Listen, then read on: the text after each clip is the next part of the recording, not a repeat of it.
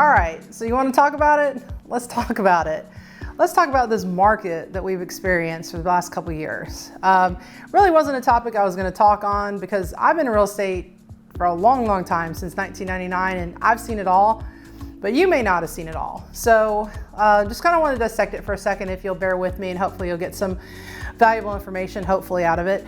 So I'm making this video August 2022. So we have come off of this crazy ride over the past 2 years, right? Price increases, prices going up, just, you know, one after the other. Now, let me preface and say, in a normal market where you have appreciation, your property should appreciate 3 to 5% a year, okay? That's normal appreciation.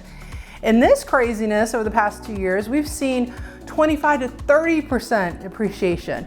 That's not normal. So it's been a crazy ride, and you've had, you know, situations where you have multiple offers on properties, people waiving contingencies. You know, again, I've seen it all, but I'm glad that it's actually making a change, because it needed to make a change. We can't sustain in this environment with pricing continuing to increase, because at the end of the day, we don't have the inventory to support it. We don't have more inventory coming on the market. So let's talk about what has made the change. So obviously the first one's the interest rates, right? That's what everybody's upset about, freaking out about. But here's the reality of it. We have been in historically low interest rates for the past 2 years. That's not normal. That's like free money. It's not normal to have 2 and 3% interest rates. More of a norm is 7 and 8%. That's more of a norm. When I started selling real estate, it was 13 and 14%. Yeah, and I know prices were different, I get it and everything, but like, everyone's become accustomed to what it's been the last 2 years, and that's not normal. So, you know, when I have investment properties. So my husband and I own a few investment properties, and a couple of them we bought in 2019, and our interest rate was 5.5%, and I was as happy as could be. It was fine. So people need to understand that it's not gonna go back to what it was. If you're not comfortable in that interest rate, you're not comfortable purchasing a property with rates being, you know, 6, 7, 8%, then you probably don't need to buy, to be honest with you, because it's not really going to change. And what we'll probably see is more of an increase as we continue on and everything. So that was the big thing that hit the brakes, like nobody's business. And so for me, we actually sold 2 of our investment properties right before the brakes got hit, because we could not deny the level of appreciation that we'd had on those properties over the past 3 years. So we took the opportunity, we sold them, and we pocketed the money. And now guess what? We're actually on the hunt again, because the environment has changed. So the other thing that made a big difference was the stock market obviously went crazy. Obviously we've got conversations about inflation and all kind of external issues going on. So all that mixed together made people very nervous about doing anything. So it went from like just crazy to just virtually like crickets.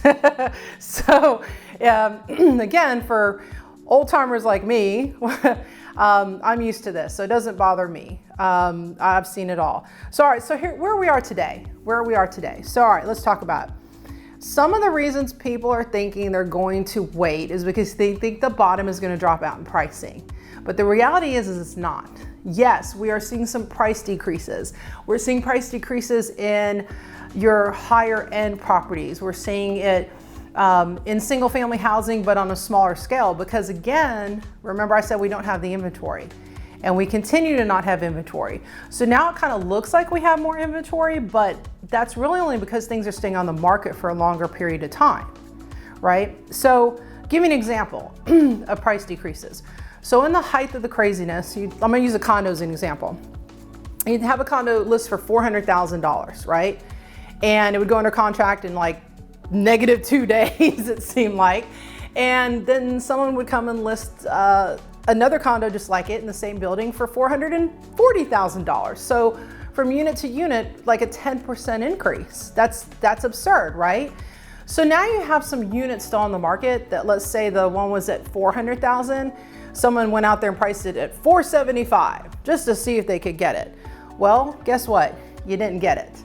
So either you're gonna do one of two things. you're going to decrease that price to get it more in line with what the last comps were, the actual closed units, or we're seeing some cancellations where people are taking their properties off the market because like, boo-hoo, I didn't get my price. Okay, bye. That's fine. Take it off the market. It's okay. So because we're not seeing a lot of inventory come on the market, we're seeing some price decreases, but we're not going to see a lot of huge ones. Now is actually a really good time to buy. Why do I say that? Because now you're not competing with tons of other people.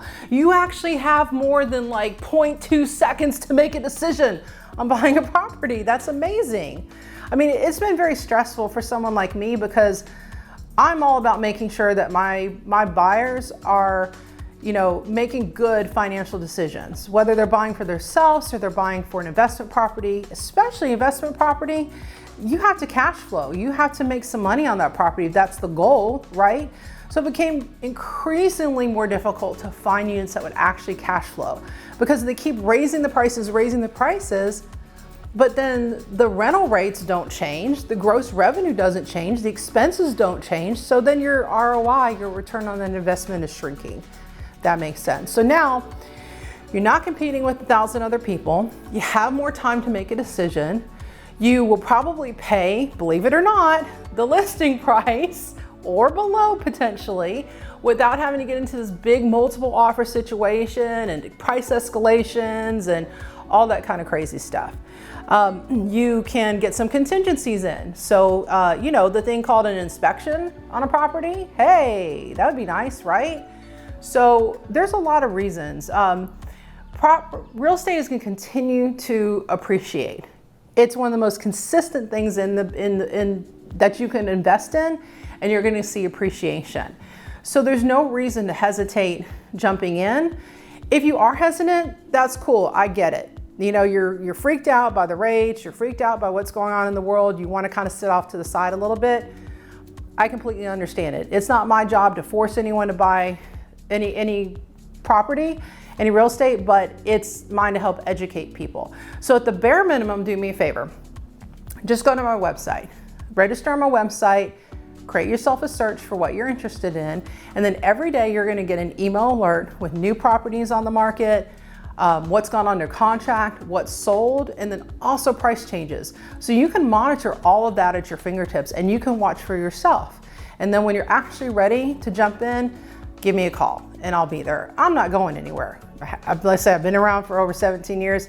That's not going to change. I do this full time. I sell homes from Panama City, Lynn Haven, Panama City Beach, all the way through the Destin area. I can help you wherever you're looking for a property. Thank you so much for watching my video. I've got more posting on YouTube, other educational videos to watch if you're looking to either buy property, investment property, or if you're looking to sell a property as well. Thank you so much and have a great day. Bye.